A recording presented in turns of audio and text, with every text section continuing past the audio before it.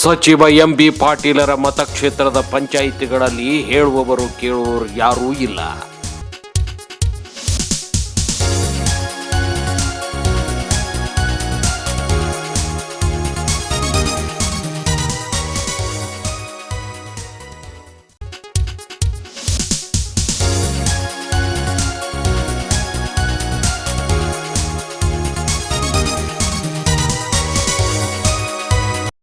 ಇಲ್ಲಿ ಸರ್ಕಾರಿ ಸಂಬಳ ತಿಂದು ಕಾರ್ಯನಿರ್ವಹಿಸುವ ಅಧಿಕಾರಿಗಳು ಕಚೇರಿಗೆ ತಾವು ಬಂದಾಗಲೇ ಕೆಲಸ.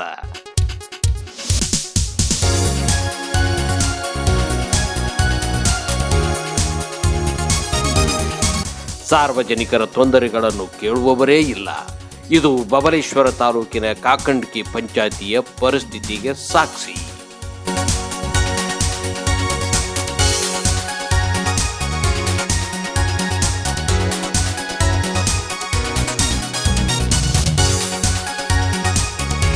ಗಂಟೆ 12 ಆದರೂ ಒಬ್ಬ ಅಧಿಕಾರಿಯೂ ಇಲ್ಲಿ ಅರ್ಧ ದಿನ ಕಳೆದರೂ ಕಚೇರಿಯ ಕೆಲಸಕ್ಕೆ ಇಲ್ಲವೇ ಇಲ್ಲ.